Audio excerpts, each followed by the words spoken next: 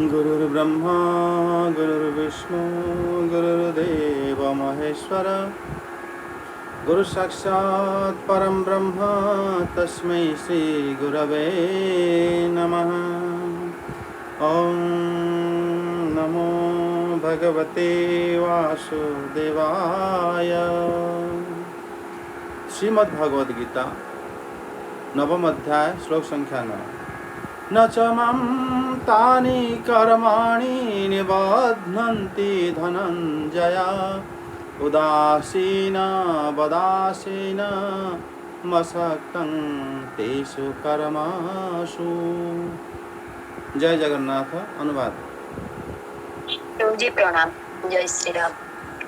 हे धनंजय, एई सबु कर्म मते आबद्ध करि पारंती नाही, कारण मु एई सबु कर्मरे उदासीन परि अनासक्त भावरे थाए। साधारण लोक माने कर्मरे एवं कर्म फलरे आबद्ध। सेमाने जानती नाही जे श्वास बिना सेमाने किछि करि पारिबे नाही।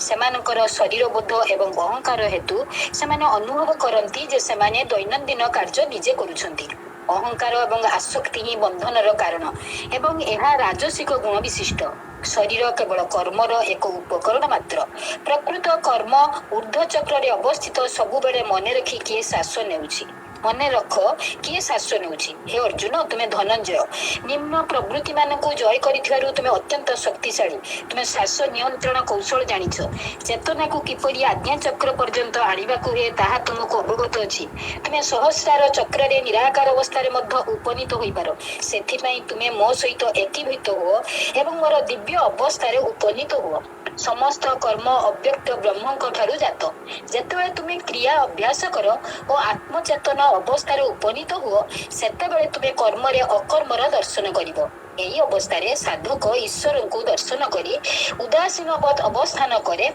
एवं अनासक्त रहे। यह ही करुणापूर्ण अनासक्त भाव। भगवान उदासीनवतर सुंदर व्याख्या करुछंती। उदासीन हैला उत अर्थात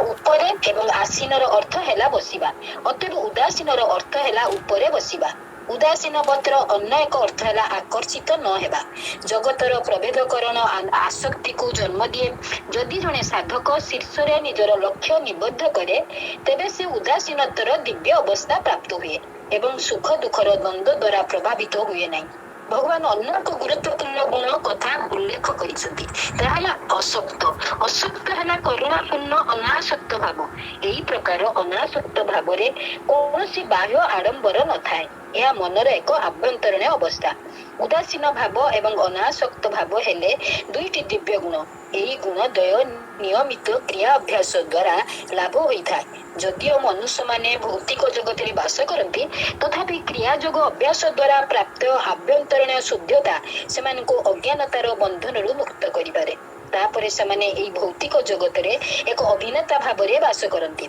एई नाटक रे अभिनय करुवा जने अभिनेता जाने जे से अभिनय करुछि, किंतु वास्तविक से अन्य एक व्यक्ति। ओम नमो भगवते वासुदेवाय। प्रभु जी प्रणाम। जय श्री राम। जय श्री राम। धन्यवाद माता जी। श्लोक भगवान श्लोक कहते जमी माता जी ए क्रियाजोग शब्द कहले। क्रियाजोग शब्द तो आम भागवत में जाना द्वादश स्कंदे आठी, किंतु ये श्लोक श्रीकृष्ण जोटा कहते जोटा कि माने माता जी बड़ सुंदर भाव व्याख्या कले। ये जो व्याख्या से कहते कि भगवान श्रीकृष्ण एठी कहते कि ये कर्म मते बांधि पारे ना। कथाटा है एतिकी। से कर्म कौन कि न च माम तानि कर्माणि निबध्नन्ति धनंजय। कि हे धनंजय, तेसु कर्म ये जो जिते प्रकार माने कर्म अच्छी, माने कर्म कौन कहते सृष्टि आदि कर्म। सृष्टि आदि कर्म से कौन अनासक्त एवं उदासीन भली अवस्थित थिबारु मु से मते से कर्म बांधि पारंते ना। एक कथा श्रीकृष्ण ये जगह कहते माने भगवान श्री अर्जुन मित्र सी माने संभव भागर अधिकारी से साक्षात परमात्मा सी कहते कि मु अनासक्त रोथुबारु मते से सब बांधि पारे। तार कारण आम बुझीपर वास्तव में आमे माने आसक्त होथुबारु आमे बांधि जाते कर्म। आम अनासक्त जदि होते ताहले आमको कर्म बांधि पारंता नहीं। कर्म बांधार अर्थ है आमे माने जहाँ किछि करंती आमे प्रथमे निजर स्वार्थ बा भल पाई करते खराब पाई कि काम करते एमती काम आम के करते जोटा कले आमको दुख लगे आम के करते किंतु आपे आपे से कर्मर फल रूप से आमको बेले बेले सुख भी मिले दुख भी मिले कारण आमे माने करती तो भल पाई किंतु बेले बेले सी आमको दुखर कारण हो जाए किंतु श्रीकृष्ण कहते कि मु मते से बांधि न पार कारण से जगह कहते उदासीन जो उदासीन उदासीनवत आसीनम जो उदासीन भली मु अवस्थित होबार उदासीन माताजी दुईटी अर्थ से व्यवहार कले उदासीनम गोटे कहले कि जे ऊपर अवस्थित था आ गोटे से कहले कि जे अनासक्त था आउ दुईटी अर्थ दुईटी अर्थ विचार करवा किंतु एठी कहा जाउछि कि माने तानी कर्माणी न निबध्नति से कर्म गुड़िक मत बांधती ना तार मुख्य कारण है उदासीन माने एठी श्री अर्जुन देव नाम है माने धनंजय जे कि श्री युधिष्ठिर महाराज यज्ञ पाई श्री अर्जुन देव धन आनी धनंजय कह यहाँ बुझा हम माने एठी भगवान श्रीकृष्ण सृष्टि आदि कर्म द्वारा आसक्ति होती ना माने श्री एठी जो उदासीन रूप माने है कि वास्तव में कौन वस्तु प्रति अनासक्त भाव रहिबा ही उदासीन एक कथा को माने श्री चक्रवर्ती पाद कहते कि माने जिते प्रकार कर्म सब आम देखुं से कर्म गुड़िक श्री भगवान द्वारा होते से बांधि हमें कि ए कर्म माने आम जमी कर्म करी कर्म फल आशा रखुवर आमको विभिन्न प्रकार असुविधा सृष्टि होता आमको माने मिलता है श्रीधर स्वामी पा ए श्लोक कहते कि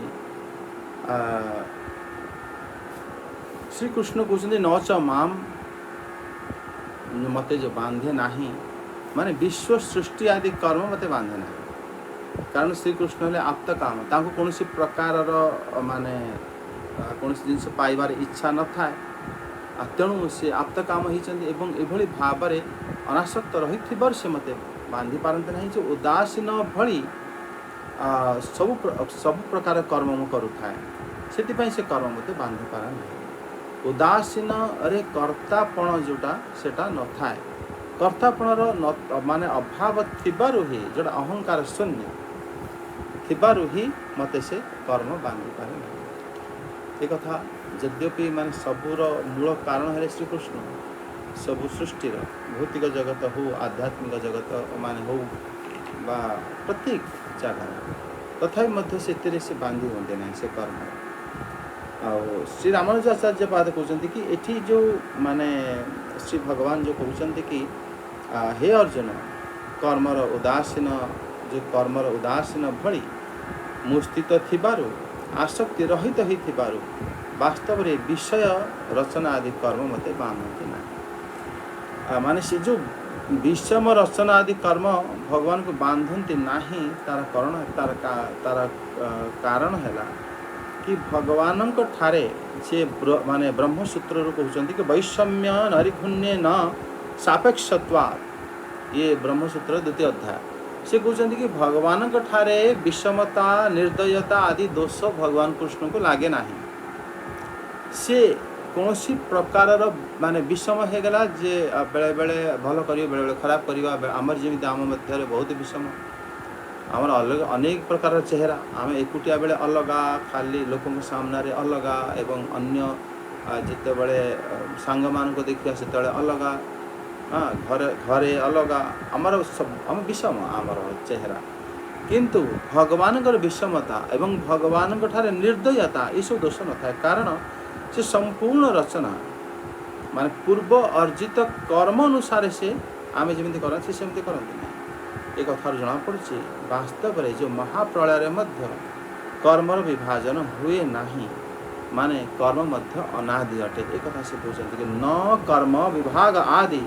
अचिन्नादित्वात् ये भी ब्रह्मसूत्र द्वितीय अध्याय प्रथम ये कहुई कि वास्तव में श्रीकृष्ण जिते महाप्रलय कर दियंती आमे कहवा कि जिते प्रलय हो जाए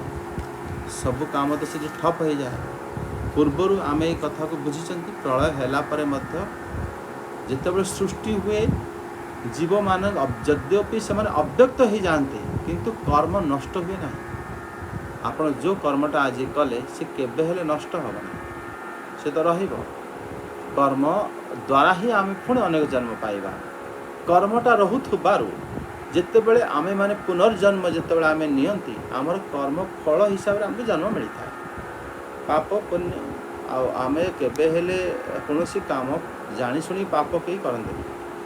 किंतु आमे आमर आराम पाई आमको भल लगिबा पाई या तो खाइबा पाई पाप करते, या तो माने पिंधिबा पाई या पैसा बढ़े कि आमे जो कौन काम आम करते इंद्रिय को तृप्ति करने जहाँ जहाँ करते ये सब गुड़िक पापरे ही गणा जाए। तेणु पाप जितेबाला आम जानी शुणिकी कौन लोक कि पाप कले दंड मिल तेणु आम पाप करवा ना ये कथा समस्त को जना था, किंतु आम आमर आराम पाई आमर सुख पाई आम जो कर्म करते से विभाजन हो जाए आपे आपे से कर्म केबे नष्ट हुए ना। एक कथा श्री रामानुजाचार्य पाद से वास्तव में से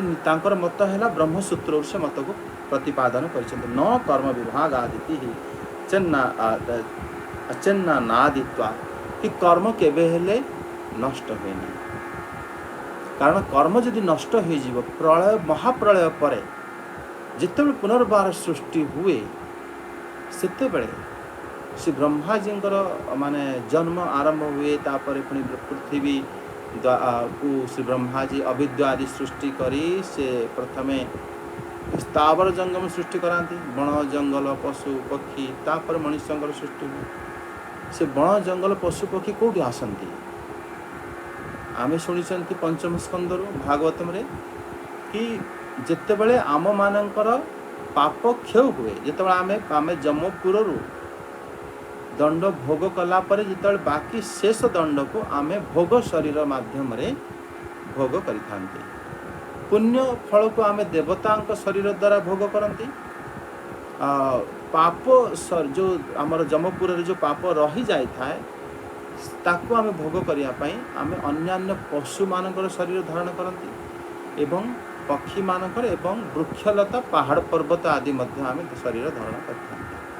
से गोटे कहला भोग शरीर। ताहले कहतु जदि कर्म जदि संपूर्ण नाश हो जाए ताहले ब्रह्माजी पहाड़ पर्वत वृक्षलता कौट सृष्टि करेंगे तार अर्थ है कर्म केबे हेले नाश हो न था। से कर्म थिबारु प्रथमे बण जंगल गछलता पशु पक्षी प्रथम पड़े आसती कारण से मध्य से भोग तांकर पूरा हो न था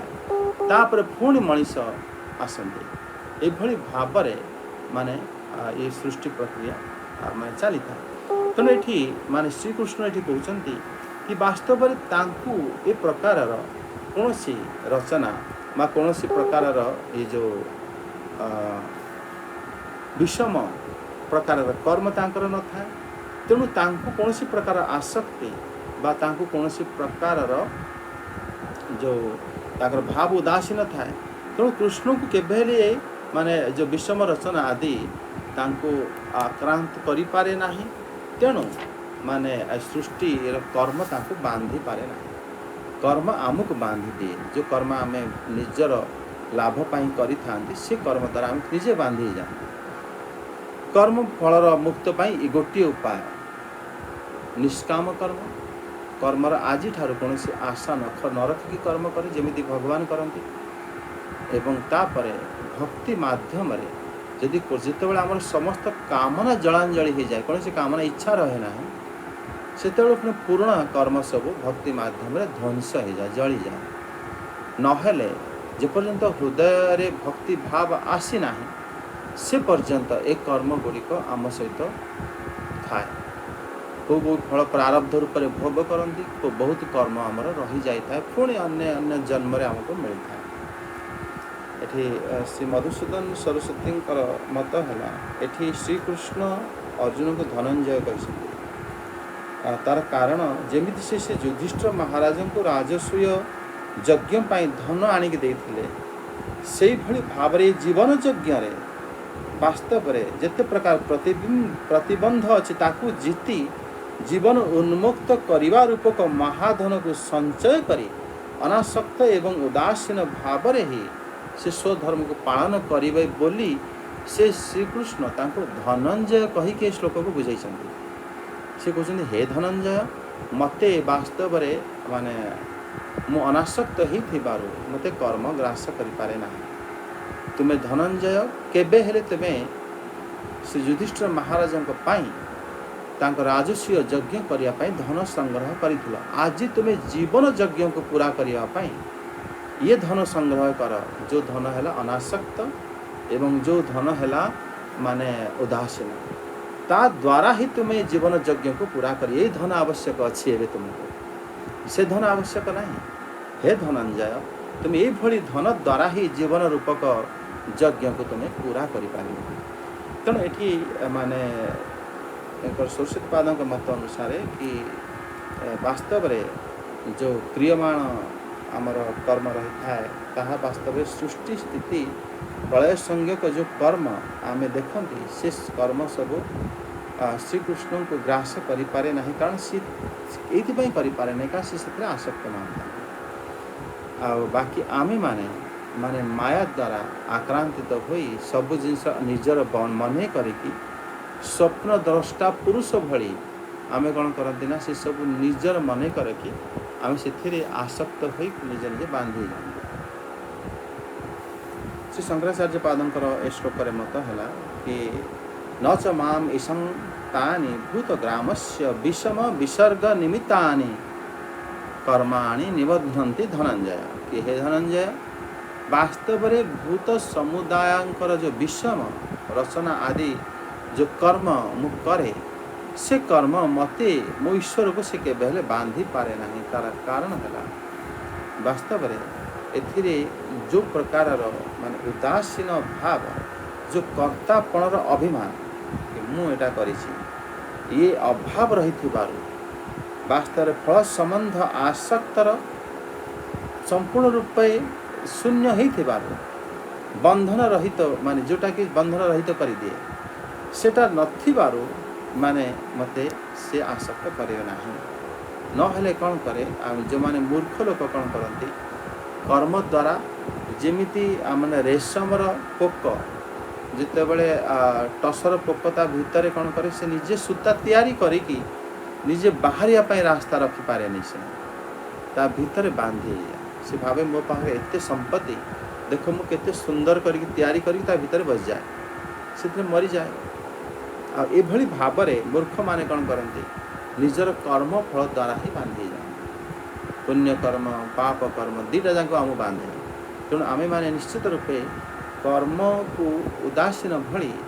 आउ धनंजय से प्रकार धन को संग्रह करी आमे माने ए जीवन यज्ञ को पूरा करवा उचित। जय जगन्नाथ हरि बोल। श्लोक 10 देखंतु मयाध्यक्षेण प्रकृतिः सूयते सचराचरं हेतु नानेन कौन्तेय जगद्वि परिवर्तते। अनुवाद।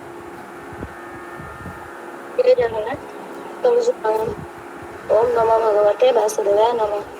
हे कुंती पुत्र ए भूत प्रकृति मो निर्देश कार्य करुछि एवं यह समस्त स्थावर जंगम को सृष्टि करुछि। यार शासन अनुजाई यही परिप्रकाश दृश्य जगत बारंबार सृष्टि हेउछि एवं ध्वंस हेउछि।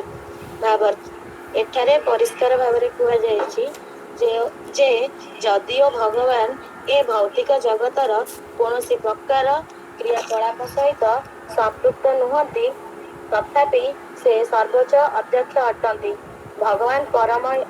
इच्छा शक्ति अटंती एवं ए भौतिक परिप्रकाशर अंतराल रे से अछंती किंतु परिचालना कार्य प्रकृति द्वारा करा जाउछि। श्रीकृष्ण भगवान भगवत गीता रे कहिसंती विभिन्न जोनि रे जन्म लाभ करुथिबा समस्त प्रकार जीवर मु पिता अटे। पिता मातृगर्भरे बीज प्रदान करी संतान उत्पादन करती सेहीपरि भगवान तांकर कटाक्ष द्वारा भूत प्रकृति गर्भरे समस्त प्रकार जीव संचार करती एवं सेमाने जीवगण सेमानक अंतिम कामना और कर्मानुजाई विभिन्न जोनि रे विभिन्न शरीर ग्रहण करी बहिर्गत हुଅନ୍ତି। ଏ ସମସ୍ତ ଜୀବ ଯଦି ଭଗବାନଙ୍କ କଟାକ୍ଷରୁ ଜାତ ତଥାପି ସେମାନେ ସେମାନଙ୍କର ଗତ ଜୀବନର କାମନା ଓ କର୍ମ ଅନୁଯାୟୀ ବିଭିନ୍ନ ଶରୀର ପ୍ରାପ୍ତ ହୁଅନ୍ତି। ତେଣୁ ଭଗବାନ ସିଧାସଳଖ ଭାବେ ଏ ଭୌତିକ ସୃଷ୍ଟି ସହ ସମ୍ପୃକ୍ତ ନୁହନ୍ତି। ସେ କେବଳ ଭୂତ ପ୍ରକୃତି ଉପରେ କଟାକ୍ଷପାତ କରନ୍ତି। ତେଣୁ ଭୂତ ପ୍ରକୃତି କ୍ରିୟାଶୀଳ ହୋଇ ଉଠେ ଏବଂ ସାଙ୍ଗେ ସାଙ୍ଗେ ସବୁ ସୃଷ୍ଟି ହୋଇଯାଏ। ଏହା ନିଃସନ୍ଦେହ ଯେ ଭଗବାନଙ୍କର କିଛି କର୍ମ ଅଛି, କାରଣ ସେ ଭୂତ ପ୍ରକୃତି ଉପରେ କଟାକ୍ଷପାତ କରନ୍ତି, କିନ୍ତୁ ସିଧାସଳଖ ଭାବେ ଭୌତିକ ଜଗତ ସହ ତାଙ୍କର କିଛି କରିବାର ନାହିଁ। ଏହି ସମ୍ପର୍କରେ ସ୍ମୃତିରେ ନିମ୍ନ ଉଦାହରଣ ଦିଆଯାଇଛି। ଯେତେବେଳେ ଏକ ସୁବାସିତ ପୁଷ୍ପ କୌଣସି ବ୍ୟକ୍ତି ସମ୍ମୁଖରେ ଥାଏ, ସେତେବେଳେ ପୁଷ୍ପର ସୁବାସ ବ୍ୟକ୍ତି ଗ୍ରହଣ କରେ, କିନ୍ତୁ ସୁବାସ ଗ୍ରହଣ ଏବଂ ପୁଷ୍ପ ପରସ୍ପରଠାରୁ ଅଲଗା। ଠିକ୍ ଏହି ପ୍ରକାର ସମ୍ବନ୍ଧ ଭୌତିକ ଜଗତ ଓ ଭଗବାନଙ୍କ ମଧ୍ୟରେ ଅଛି। ବାସ୍ତବରେ ତାଙ୍କର ଏ ଭୌତିକ ଜଗତରେ କିଛି କରିବାର ନାହିଁ, କିନ୍ତୁ ସେ ତାଙ୍କର କଟାକ୍ଷପାତ ଦ୍ୱାରା ସୃଷ୍ଟି କରନ୍ତି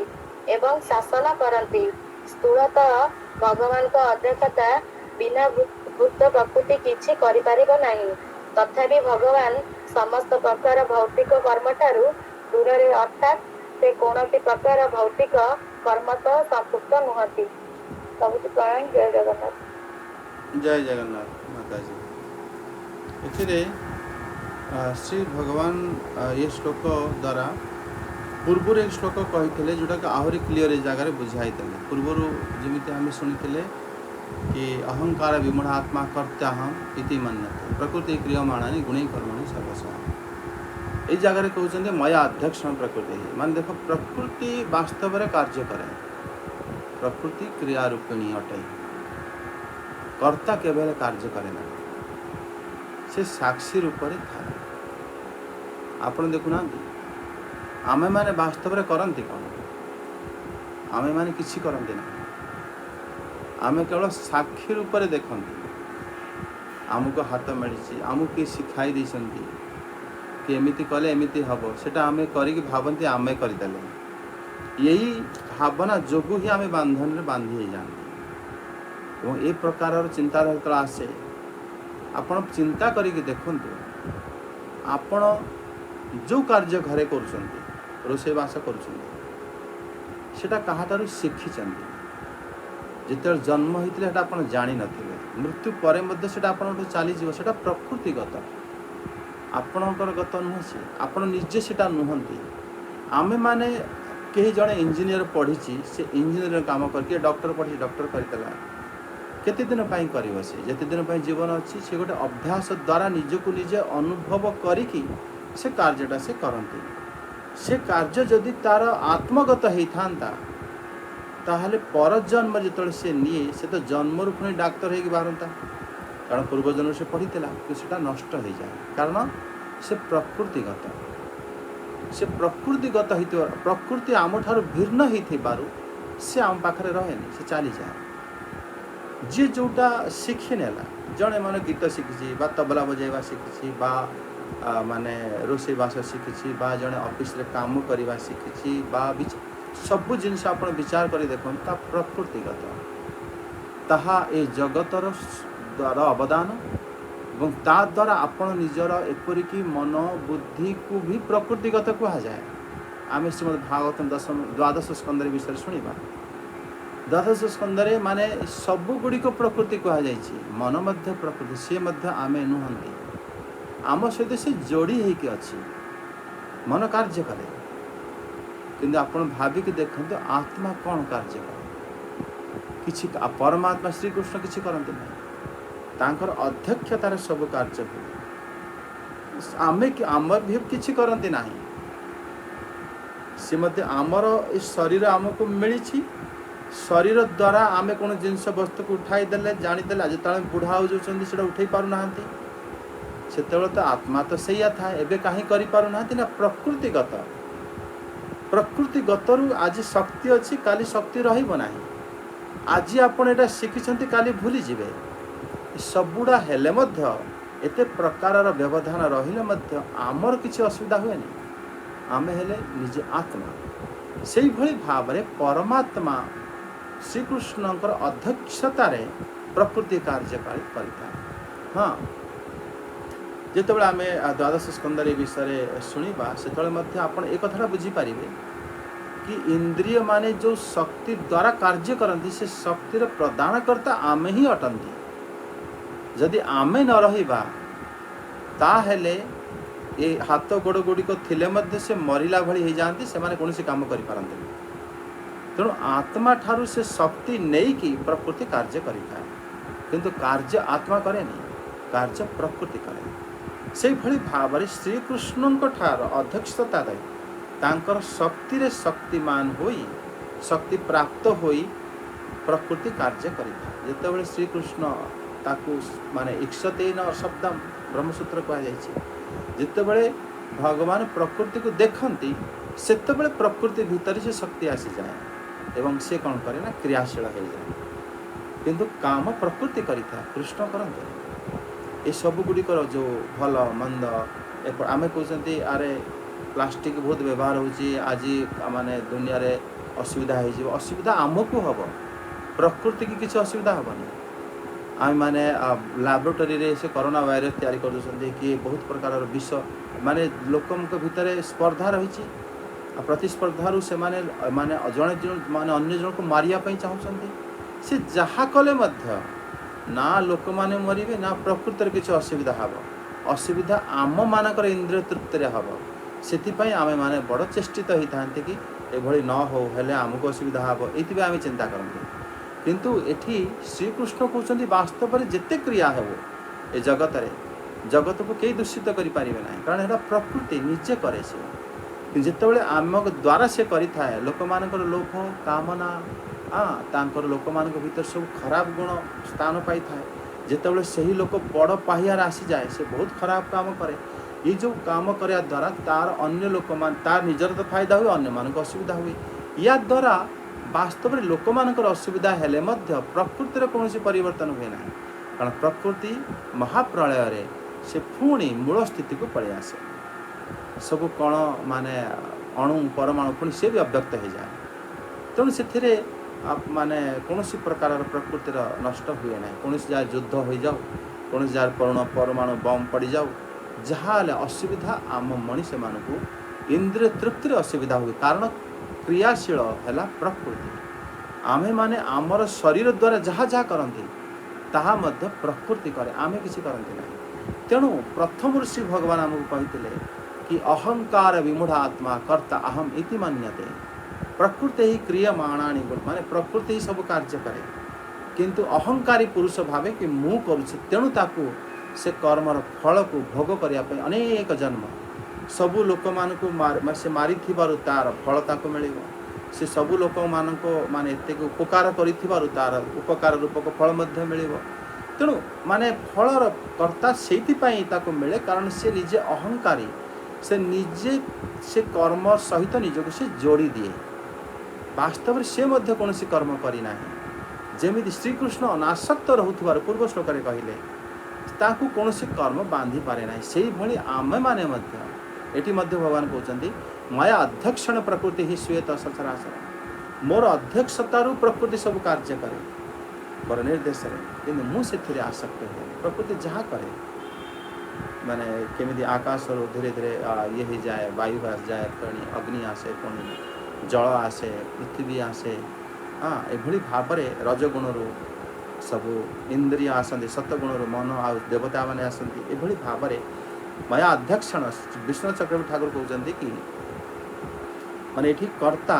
उदासीन रोथुबार श्री अर्जुन देव शुणिले कि वास्तव में श्रीकृष्ण उदासीन कौन प्रकार आसक्त हुए तेणु ये श्री भगवान से स्पष्ट करने कहते माया अध्यक्षण प्रकृति कारण किए भी कह कि प्रभु आपण के बिना गोटे पत्थर मध्य हले ना तेणु से पुणी आपण केमी माने से माने अनासक्त हो बांधि हमें ना वास्तव में भगवान कहते मोर अध्यक्षतार से प्रकृति करे मु करे ना मु तो साक्षी रूप में ठिया केवल देखे शक्ति से मो ठार नहीं सब कार्य करे जो मुझे इच्छा करी से शक्ति को नहीं आसबि एति करें कि प्रकृति सब कार्य करें प्रकृति जीव मानकर प्रकृति पाई ही से कार्य करें जीव माने मध्य निजे को निजे प्रकृति ठार भिन्न करि पारंती नाही आ जीव मानकर इच्छा जेई भली थाए ए सृष्टि को सेई भली भाव रे पुणी प्रकृति गठन कर दिए एठी माने श्री श्रीधर स्वामी पाद ए श्लोक रे कहउछंती कि जो श्री कृष्ण एठी जो कहउछंती कि मोर अध्यक्षता द्वारा अध्यक्षता व अधिष्ठाता ये प्रकृति सबु प्राणी मानक विश्व को उत्पन्न कर दिए मोर अधिष्ठान रूप जोगु ये जगत बारंबार उत्पन्न हुए किंतु मु सन्निधि मात्र से अधिष्ठाता अटे केवल किंतु कर्ता हेबा बा उदासीन हवा ये दुईटे माने मो पाई कौन सी विरुद्धता नुहे जय जगन्नाथ ये श्रीधर स्वामी पाद एक सुंदर कथा माने उठाई से कहते कि माने कर्तृत्व उदासीनत्व दुई प्रकार जो मो परे माने रही उपाधि कि किए करोचंती जगन्नाथ करोचंती उदासीन किए अच्छे जगन्नाथ उदासीन अच्छा जे करोचंती से उदासीन केमिति हेले तो जानी शुणी करे ये हैरान हो एक कष्ट भोग लोक माने मूर्ख लोक ये भया कहते किंतु एठी श्री भगवान कहते कि मु कर्ता एवं मु उदासीन दुईटा जाक विरोध एका नुह ता सत्वे ये दुईटे जाक मो पाई ठीक कारण मु वास्तव में केवल साक्षी रूप से सबु जगार थाए किंतु मु कौन सी कर्म निज उपर को नहीं ना कि मु कर प्रकृति करे कर्म मो ठारू शक्ति प्राप्त हो प्रकृति करे किंतु मु कौन सी कर्मर मान मु कर्ता हो गली कारण कर्ता माने जे कारण हो गला जहाँ ठारू आरंभ है से कर्ता हो गला मु कर्ता किंतु मु उदासीन मु कौन सी माने कर्मर फल मो ऊपर ग्रास करे ना श्यामनुजाचार्य बात कहते कि एठी से कहते श्वेताश्वतर उपनिषद असान्मयी सृज्यते विश्वमेत तस्मिन्श्चान्यो मायया सन्निरुद्धः अमायं तो प्रकृतिं विद्यानमयिनः तो महेश्वरम ये वास्तव श्वेताश्वतर उपनिषद रे से कहते कि माने एठी अस्मान माई सृज्यते माने वास्तव रे परम पुरुष ए विश्वर रचना करंती कर्ता तांकु जे माने तांको पाखु जीव से कर्ता एथिरे माने जो प्रथम जे प्रथम पुरुष सी सृष्टि करंती किंतु माने द्वितीय जे जीव से बांधी हुए माने से कहते कि अस्मान माई सृज्यते विश्वमेत संसिदाश्चान्तो मायया सन्निरुद्ध वास्तव में जीव बांधे हुए माने ये परम पुरुष जी से बांधी होते नहीं प्रकृति माने से प्रकृति को माया बुझी नवा उचित एवं महेश्वर को मायार स्वामी बुझी नवा उचित एठी माने भगवान शिव को कहे सी हेले स्वामी आ प्रकृति है माया से माया जे से जगत को सृष्टि तो करे आउ किंतु ये बांधी हुए जीव ईश्वर बांधी होते ना आ किंतु जीव बांधी जाए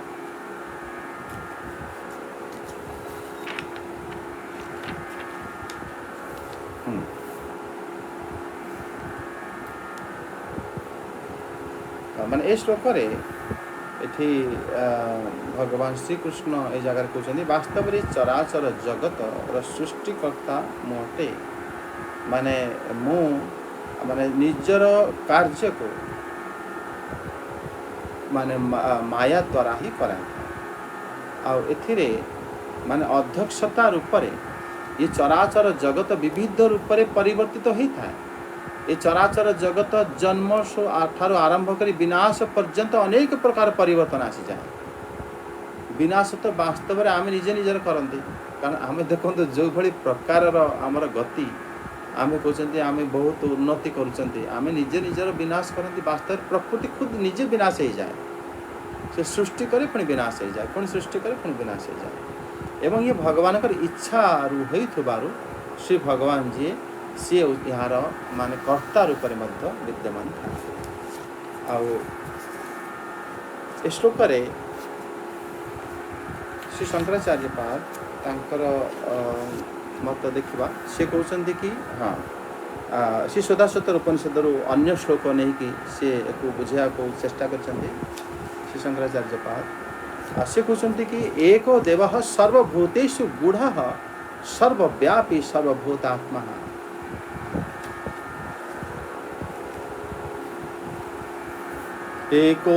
एको देव सर्वभूतेषु गूढ़ः सर्वव्यापी सर्वभूतान्तरात्मा कर्माध्यक्षः सर्वभूताधिवासः साक्षी चेता केवलो निर्गुणश्च।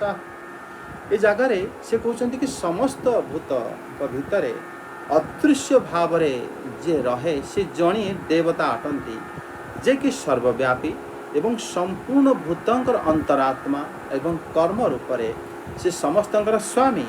एवं समस्तंकर आधार एवं साक्षी चेतनमय शुद्ध एवं निर्गुण अटंती। और ये जगार से श्वेतसूत्र उपनिषद जोटा कि शंकराचार्य पाद माने टीकारे नहीं कर्माध्यक्ष सर्वभूत अधिवासः साक्षी चेता केवल निर्गुणश्च से केवल निर्गुण ही अटंती। हे कुंती पुत्र तेणु ये कहते कि यार अध्यक्षता मु हेले मध्य ये चराचर सहित साकार निराकार रूप समस्त जगत सब अवस्था रे परिवर्तन हुए जाए आ मु किंतु यार अध्यक्ष हेले आ ये जगत रो अध्यक्ष साक्षी रूप वास्तव में श्रीकृष्ण हृदय आकाश रे मध्य स्थित अटंती। जो तैतरीय ब्राह्मण उपनिषद रे कहा जाय कि यो असाध्यक्ष परम व्योमन भगवान वास्तव में परम व्योम भली आकाश जमिति सर्वत्र विद्यमान किंतु कहा को छुए नहीं से भली भगवान सर्वत्र रही मध्य कहा को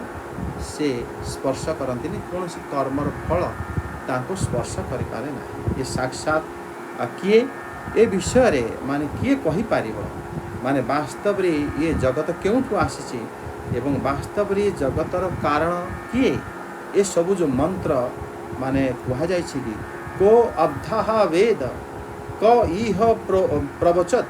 कुतो आजातः कुतो इयं विसृष्टि। वास्तव रे ये साक्षात ये जो वास्तव रे को अब्धा वेद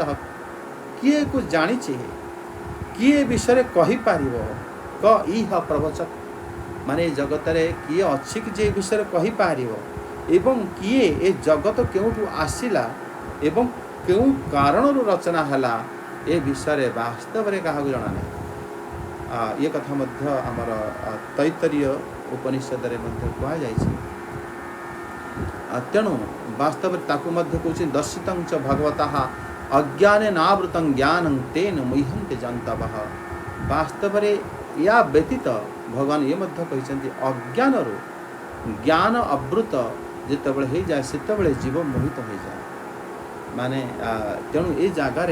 कम से कम श्री भगवान तो कहते कि मैं अध्यक्षण प्रकृति श्वेत सचराचरण। ये श्रुतिर जो प्रश्न तार उत्तर जमी श्रीकृष्ण श्री अर्जुन देव को देते से कहते वास्तव में जीव अज्ञान तार ही मोहित हो जाए नहीं तो नहले वास्तव में जीव मध्य मो भली से मध्य कर्तारे बांधी हुए ना किंतु जीव निजे ही कर्तार कर्तापण अहंकार भाव से रहूथुबारु से वास्तव में माने जगत रे बांधी जाए। जय जगन्नाथ। यही भाव रे आमर सब महात्मा मत ये 10 श्लोक संपूर्ण है। जय जगन्नाथ। हरि बोल।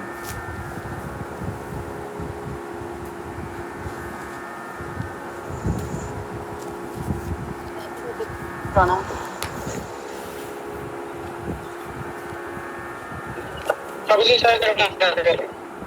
राधे राधे। प्रभु जी गोटे प्रश्न होची माने आमे कर्म संन्यास जुगरे भी पाठ करथिले अष्टम नवम श्लोक नंबर 8 और 9 रे पंचम अध्याय रे कर्म सन्यास योग से भी गोटे से श्लोक थिला जे अर्थात सांख्य योगी देखुताए छुँଥାଏ श्वासक्रिया नौଥାଏ चाल बुला करुଥାଏ जेते प्रकार सब कर्म अच्छे से कर्म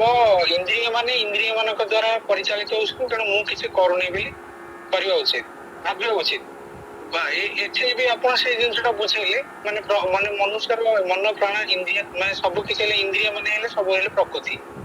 तेणु मनुष्य जो कर्म माने धर से करुछि भगवान को भजन करुछि ताले सेटा प्रकृति करुछि ना से माने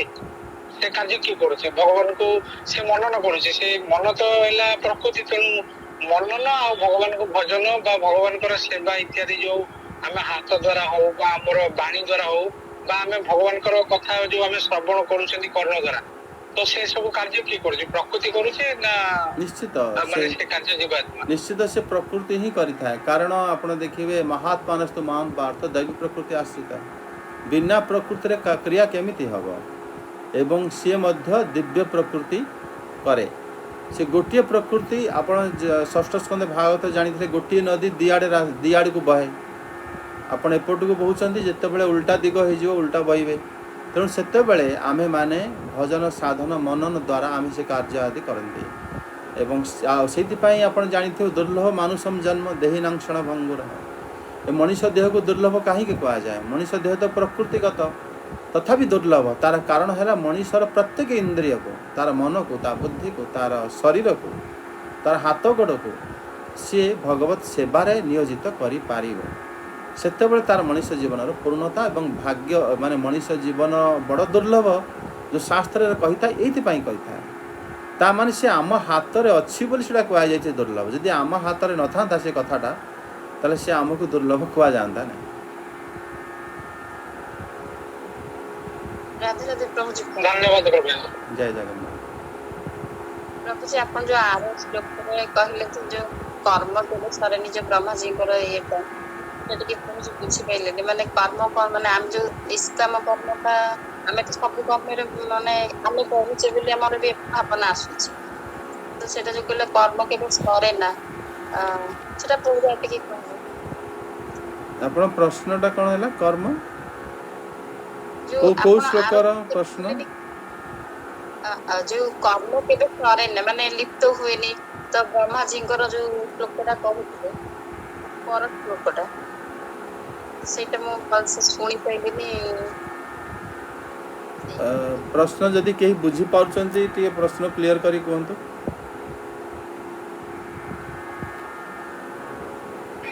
प्रभु जी राधे राधे ताकर जो प्रश्न से करूछंती कि जो आपण जो एबे कहलेनी कि माने जीव मानकर कर्म कौनसी काल रे से किया हुए नहीं जदि क्षय होइतांता ताले पुणी सृष्टि सर्जना केमिति कोंता माने हमर जो वृक्षलता ऊपर आपण कहले वृक्षलता माने जो आसंती स्थावर जंगम आदि आसंती तो मनुष्य माने जो कर्म जो तांकर न सरली कि से जो पुणी माने भगवान को न पाई तांकर जो कर्म बंधन तांकर थाए तो से विभिन्न प्रकार शरीर से धारण करत से सही कथा से पचारसुती जे केमिति तांकर माने कर्म कर्म केमिति माताजी कोन कि कर्म केबे हेले हमर समाप्ति हुएनी नष्ट कर्म फल मध्य भोगिला परे पुणी से कर्म फल सरी जाए पुणी भोगिला बेले मध्य हम जो जन्म नियंती पुणी कर्म करत से कर्म सब बेले रही थाए एवं आमर जिमिति शरीर नष्ट हो जाए आमर जिमिति प्रकृति मध्य गोटे समय आसे कि प्रकृति मध्य सोई जाए किंतु आमर जो कर्म फल से केबे हेले नष्ट हुएनी सेटा थाए कारण से केबे हेले जदि संपूर्ण हो जिवो ताला आमे मध्य से तर्क अनुसार आमे मध्य मुक्त हो जिबा कर्मफल केबे हेले सरे नाही आमे केते जन्मर केते कर्म करिसंती तार बहुत कम फल हमको प्राप्त होता है और बहुत सब फल संचित कर्म फल रूप में रही जाता है ता समय अनुसार पुणी हमको मिले प्रभु जी ताला प्रभु जी राधे राधे कर्म कर माने जो माने कर्म बंधन रे पड़ती तांको कर्म का सरी न एया न प्रभु माताजी कर्म बंधन रे से पड़े जे वास्तव रे निजे कर्म सहित निज को जोड़ी नहीं जोटा कि जो मान निज को निजे उदासीन रखी पारंती नाही जे निज को केवल माने कर्ता बोली भावंती एवं जो माने अहंकारी जो माने निज सहित कर्म को जोड़ी दिंते हाँ एटा मु करछि एटा मु करी बोली मते आज आज भल लागिला बा एटा मु करिथिबारु मते दंड मिलिला जो भी माने आमे निजो निजे कर्म सहित आमर अहंकार अहंकार अर्थ है आम शरीर बा आम निजे निजको निजे से जोड़ी दियंती ता द्वारा आम बांधे जाए आउ से केबे हेले कर्म फल एते अधिक आपण देखुना पंचम स्कंद रे जो पाप विषय आम शुणी माने गोटे गोटे माने पाप पाई एते माने जन्म पर एते मेते जो 1000 वर्ष पर्यंत नरक कुंड रहंती और से गोटे पाप पाई से पुणी आम जन्म नियंती गोटे पशु शरीर पा मिला जाए एवं तापर पुणी से शरीर परिवर्तन हे पुणी मनुष्य जन्म होती आप चिंता कर देखंतु ये गोटे पाप थरे करथिले एई दंडटा मिले आमे आप एई जन्म रे केते थर पाप करिथिबा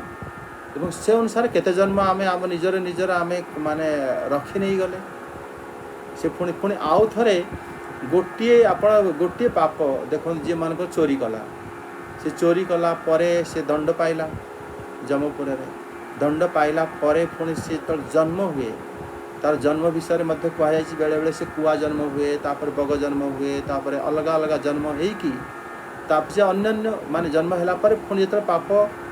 दयारु से पुणी मनुष्य जन्म ताको मिली था जो मनुष्य जन्म मिले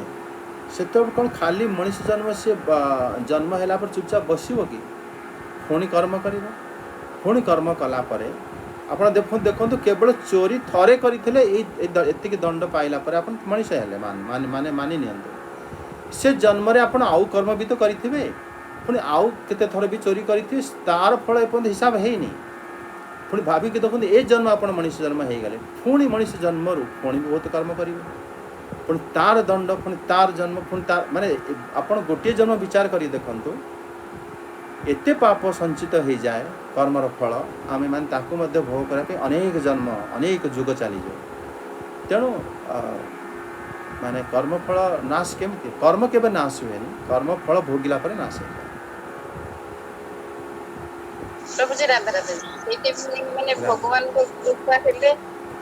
तो हमर से निष्काम कर्म तो आम तो कर्म कर मन भीतर भी आस धर आमको यहाँ कष्ट लगिला खाली कौन आम कहीदेले ना आम भगवान पाखे ना ना माताजी प्रथम आपण खाली जोटा कष्ट लगुच आपण कर्म आज करदेले राति आसिक कहले क्या कहे ता द्वारा आमर कर्म खेलन हुए नहीं से आमर मनोवृत्ति खेलन हुए ना आम सत्संग द्वारा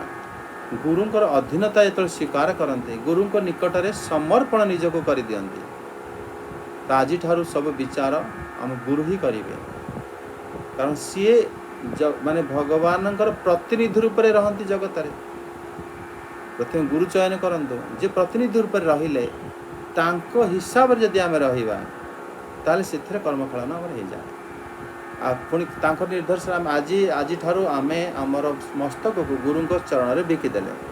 सी आमको जे भली निर्देश देवे आम सेटा करिया पुणी कर्मफल आम बांधि हम गोटे माने माने गुरु शिक्षा नहीं नाहंती कि माने किसी भी शास्त्र को से पढ़ी की भी बुझी पारु ना कि जानी तो सी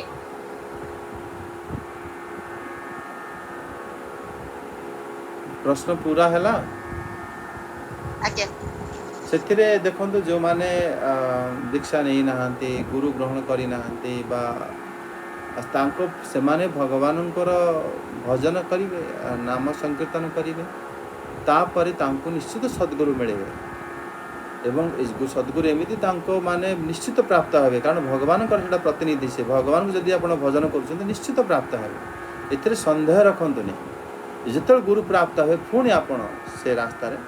अग्रगति हो पुणी सब कर्म मुक्त हो हाँ जी प्रभु जी जय जगन्नाथ प्रभु जी गोटे प्रश्न थिला प्रभु जी धर जने लोक गोटे काम कर भूल कामटा कर से जानी अज्ञान वशत जानी ये कर्मटा कले ये कामटा कले कौन हम बोली से जानी भूल वशत गोटे भूल काम कर जब से तापर प्रायश्चित करियो भगवान को ध्यान करियो कि भगवान को जनइब କାହିଁକି ମୁଁ ଏଇଟା କଲି ପ୍ରାୟଶ୍ଚିତ କରିବା ସେଇଟା କଣ କ୍ଷୟ ହେଇଯିବ ନା ସେଟା ସେମିତି ରହିଲା ସେ ଭୋଗିବା ପାଇଁ? ନାଇଁ ମାତାଜୀ ତାକୁ ପ୍ରାୟଶ୍ଚିତ ପାଇଁ ବିଧାନ ଅଛି। ପ୍ରାୟଶ୍ଚିତରେ ଶାସ୍ତ୍ରର ଯେଉଁ ବିଧାନ ସେଟା ପଣ୍ଡିତ ମାନେ ବିଚାର କରିକି କହନ୍ତି। କିନ୍ତୁ ହଁ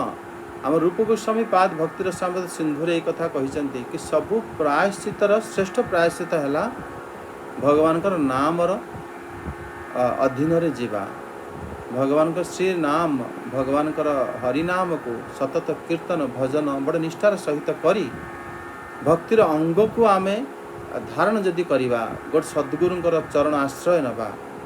ଏବଂ ତାପରେ ଆମେ ଯେତେବେଳେ ଭକ୍ତି କରିବା ପୁଣି ସେଟା ହେଲା ସବୁଠୁ ବଡ଼ ପ୍ରାୟଶ୍ଚିତ। ଆଉ ଯେଉଁ ପ୍ରାୟଶ୍ଚିତ କି ଅନ୍ୟ ଉପାୟରେ ହେଇପାରେ ନାହିଁ। ଅନ୍ୟଥା ପ୍ରାୟଶ୍ଚିତ ନିଜ ମନରେ କିଛି ହୁଏ ନାହିଁ। ନିଜର ମନରେ ଆମେ ଯାହା କରନ୍ତି ସେଥିରେ ପୁଣି ଆଉ ଗୋଟେ ବନ୍ଧନ ସୃଷ୍ଟି ହେଇଯାଏ ଓଲଟା। ସେଥିରେ ପୁଣି ବି ଅନେକ ଦଣ୍ଡ ଆମକୁ ମିଳେ, ପୁଣି ସେଥିରେ ବି ଉଦ୍ଧାର ହୁଏ ନାହିଁ।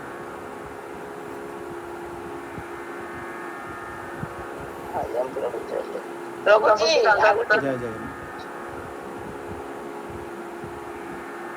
ପ୍ରଭୁଜୀ ଆଉ ଗୋଟେ କଥା, ପ୍ରଭୁଜୀ ଆମେ ଯଦି ଆମେ ପୃଥିବୀରେ ଯେତେ ଜନ୍ମ ହେଇଛୁ ଆମର ଯେମିତି ଲାଗିଛି ଶ୍ରୀ ଶ୍ରୀଯୁକ୍ତ ଶ୍ରୀମତୀ ଏମିତି ଯେମିତି ଲାଗିଛି ଭଗବାନଙ୍କର ସେମିତି ରାମଙ୍କର ଶ୍ରୀ ଲାଗିଛି ଶ୍ରୀରାମ ବିଲିକିରି, କିନ୍ତୁ ଭରତ ଶତ୍ରୁଘ୍ନ ଏମାନ ଲକ୍ଷ୍ମଣ ଏମାନଙ୍କର ତ ଲାଗିନି। ତାଙ୍କର କାହିଁକି ଶ୍ରୀ ଲାଗିନି? ସେ ତ ମାନବୀୟ ଲୀଳା କରିଛି ନା, ତାଙ୍କର ବି କିଛି ଗୋଟେ ଲାଗିବା କଥା, କାହିଁ ସେ କାହିଁ ଲାଗିନି ତାଙ୍କର? ଲାଗି ନାହିଁ ମାନେ କ'ଣ? ଆପଣ ଲଗଉନାହାନ୍ତି। ଆପଣ ଆମ ଏଇ କ୍ଲାସ୍ରେ ଯେବେ ବି ଶୁଣିଥିବେ ନିଶ୍ଚିତ ଶୁଣିଥିବେ ଶ୍ରୀ ଲକ୍ଷ୍ମଣ, ଶ୍ରୀ ଭରତ, ଶ୍ରୀ ଶତ୍ରୁଘ୍ନ ଏବଂ ଶ୍ରୀରାମ ସେମାନେ ଶ୍ରୀଯୁକ୍ତ ଅଟନ୍ତି ଏବଂ ସେମାନେ ଭଗବାନଙ୍କର ଅବତାର। ଲଗେଇ ନାହାନ୍ତି ମାନେ କ'ଣ? ମାନେ କୌଣସି ଅଜ୍ଞାନ ଲୋକ ମୂର୍ଖ ଲୋକ ସେ ଲଗାଏନି, କିନ୍ତୁ ଯେଉଁମାନେ ଜାଣିଛନ୍ତି ଶାସ୍ତ୍ର ସେମାନେ ଏମିତି କେବେ ଭୁଲ କରିବେନି। ପ୍ରଭୁଜୀ ପ୍ରଣାମ ପ୍ରଣାମ। ଆପଣ ତ ସବୁବେଳେ ଶ୍ରୀ ବି ଲଗାନ୍ତି ଆଉ ମହାରାଜ ବି କୁହନ୍ତି ସମସ୍ତଙ୍କୁ। ଆମେ ଶ୍ରୀ ଉଦ୍ଧବଙ୍କୁ ମଧ୍ୟ ଶ୍ରୀ ଉଦ୍ଧବ, ଶ୍ରୀ ଅର୍ଜୁନ ଦେବ ସେମାନଙ୍କୁ, କାରଣ ଯାହାହେଲେ ସମ୍ବୋଧନ ଦ୍ୱାରା ଉଚ୍ଚାରଣ କରାଯାଏ। ସେମାନେ କାହାକୁ ବି ଭଗବାନଙ୍କର ଭକ୍ତ ଦେବତା ମାନେ ମଧ୍ୟ ଶ୍ରୀ ଇନ୍ଦ୍ରଦେବ, ଶ୍ରୀ ବରୁଣ ଦେବ ଆମେ କେବେ ହେଲେ କାହାକୁ ବିନା ଶ୍ରୀରେ ଲଗାନ୍ତି, କାରଣ ସେମାନେ ସମସ୍ତେ ଭଗବାନଙ୍କର ଅଙ୍ଗ ବିଶିଷ୍ଟ। ଆଜ୍ଞା ଜୟ ଜଗନ୍ନାଥ।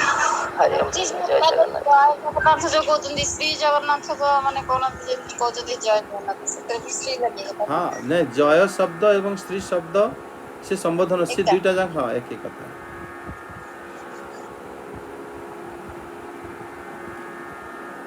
ହେଇଗଲା। ଜୟ ଜଗନ୍ନାଥ। ହରି ବୋଲ।